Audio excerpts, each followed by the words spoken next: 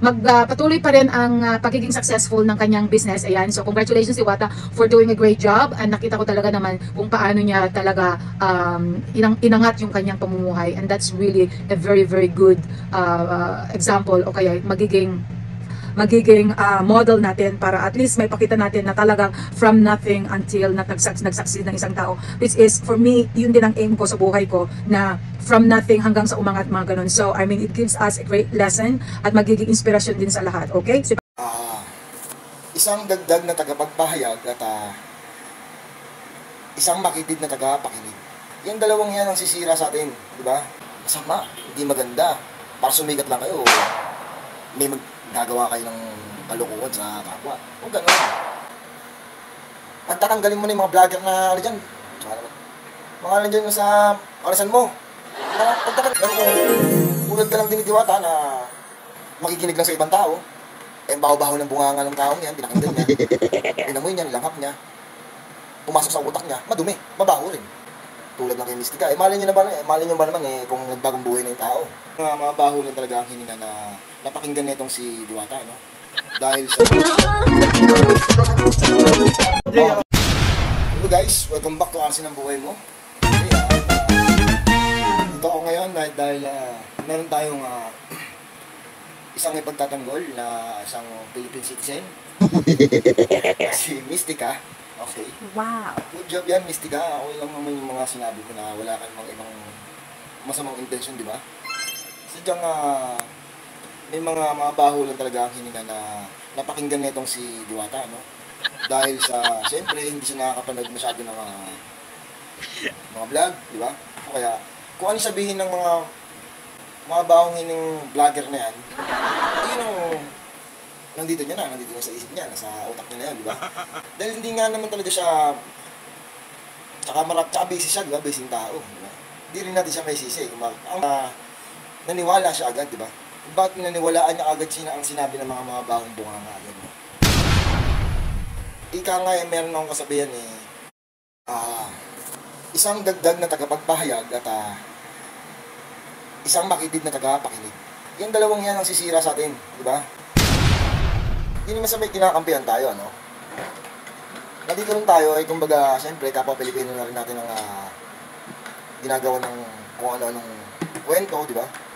Natural din, nandito tayo si Asin ng Buhay Mo para sumuporta sa mga taong ginagawa ng kwento, no? Tulad ng kay Mystica. Malin nyo ba naman kung nagbagong buhay na yung tao. Wala naman tao nag-i-stay sa isang lugar, di ba? Tsaka may kita man naman si Mystica, alatang nagbagong buhay na, kahit sabihin mo nagbago yung filter. Hindi. Wala sa ganun yan di ba? Talaga nagbagong buhay na siya, di ba? Tsaka, makikita mo sa pananalita niyang walang inggit na wala. Kung susumahin mo lahat ng video, papanoorin mo, at hindi ka comment dyan ng kung ano-ano, di ba? Maiintindihan mo. Pero kung tulad ka lang din ni Diwata na makikinig lang sa ibang tao, eh, baho-baho ng bunganga ng taong yan, pinakinggan niya, pinamoy niya, nilanghap niya, pumasok sa utak niya, madumi, mabaho rin. Diba guys?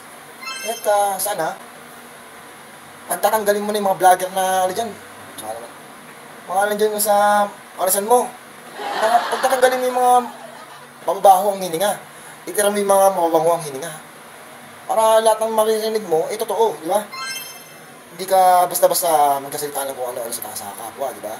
Wow. Kaya sinasabihan ka ng masamang ang ugali mo, sumama ng ano mo, nagbago ka na, dahil di siguro sa mga taong nakapaligid sa'yo, no? Kung ako sa'yo, pagkatanggalin mo lahat na matudumi ang hininga dyan, mga baho ang hininga, at ang itira mo ay mga bango, no? Tulad ko. Woo! Ako nga idolo ko rin yung si Diwata, diba? Woo! May paparinig ako sa inyo, guys. Eto. Sino Mystica? Si Mystica? Hindi. Oo nga kasi medyo foul yung mga sinasabi niya Alam ko lang kasi laos na yan, matagal niya. Hayaan mo lang siya. Hindi naman sa importante sa buhay mo. Bakit ka naintindihin? Pag-usapan na naman siya kasi wala na Oo, laos na Marami kasi mga vlogger na, syempre, gumagawa ng kwento para may maitanong lang sa tao. Diba? Yung taong yun, wala namang kaalam-alam. Diba? Natural, makikinig sa kanila, hindi. Kasi hindi sila nanonood ng mga ano eh, di ba? Kaya kung ano yung marinig sa inyo, eh yung papasok ngayon sa utak niya. Naintindihan niyo ako, guys? Kahit hindi kwalipikado itong mga pagsasalita ko, siguro kahit paano maintindihan niyo, di ba? Dahil di naman tayo talaga vlogger, di ba? Tayo ay isang superhero. Diba, guys?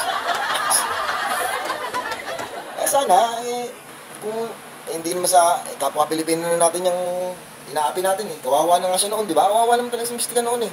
Di ba? Eh ngayon nakikita nyo naman nagbagong buhay na yung tao. Ba't di nyo pagbigyan?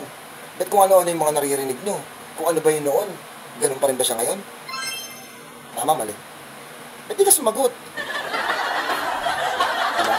Kaya sana, mga vlogger kayo. Papaaraw kayo dyan, papainit kayo dyan para gumawa ng kwento. Diba? Kwentuhan nyo, gawa ng kwento sa ibang tao para uminit ang ulo ni Diwata kay Mystica, di ba? Wag! Sabihin niyo yung totoo. Di ba?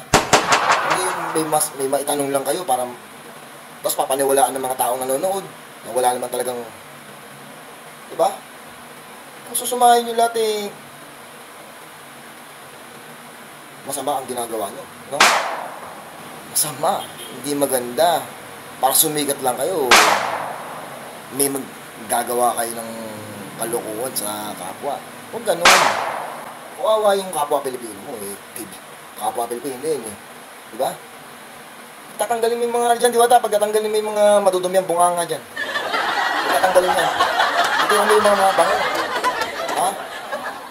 Hindi gumagawa ng wato para umangat lang sa buhay. Hindi. Siguro, hanggang dito na lang siguro, ano? Pag may iba pa kayong katanungan, ha? Okay? At, akong aalamin muna, no? Bago ako magsalita, no? Kailangan, bawat kwento ay totoo. Sige na, guys. Kasi ang buhay mo. I love you.